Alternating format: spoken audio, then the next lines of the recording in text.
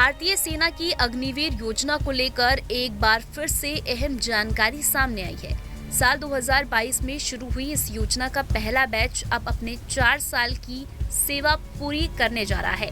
ऐसे में हजारों अग्निवीरों के भविष्य को लेकर बड़ा सवाल उठ रहे हैं, जिनका जवाब सेना ने साफ नियमों के साथ दे दिया है।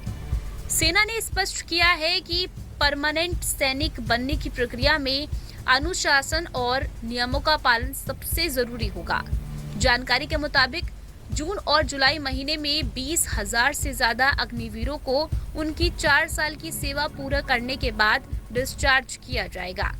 इसमें से करीब 25% अग्निवीरों को उनके प्रदर्शन, लिखित परीक्षा और शारीरिक क्षमता के आधार पर परमानेंट सैनिक के रूप में दोबारा सेना में शामिल किया जाएगा। परमानेंट कमीशन को लेकर सेना ने शादी से जुड़े नियमों को बेहद साफ कर दिया है।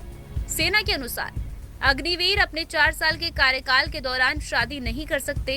डिस्चार्ज होने के तुरंत बाद भी शादी की अनुमति नहीं मिलेगी।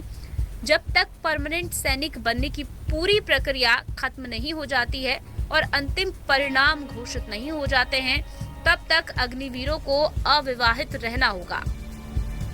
सेना का कहना है कि अगर कोई अग्निवीर इस बीच विवाह करता है तो उसे स्थायी सैनिक बनने की दौड़ से बाहर कर दिया जाएगा। ऐसे उम्मीदवारों का आवेदन स्वीकार नहीं किया जाएगा, चाहे उसकी योग्यता कितनी भी अच्छी क्यों ना हो। इसीलिए अग्निवीरों को इस नियम को गंभीरता से समझने और मानने की सलाह दी जाती है। जो अग्निवीर स्थायी सैनिक के रूप में चयनित हो जाते हैं, उन्हें नियुक्ति मिलने के बाद शादी करने की पूरी छूट होगी। एक बार सेना में परमानेंट ज्वाइनिंग होने के बाद वे अपनी सुविधा और इच्छा के अनुसार कभी भी विवाह कर सकते हैं। उस समय उन पर यह पाबंदी लागू नहीं होगी।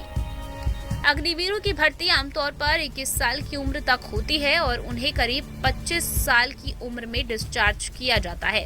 इसके बाद परमानेंट सैनिक बनने के लिए प्रक्रिया में लगभग 4 से 6 महीनों का समय लग सकता है।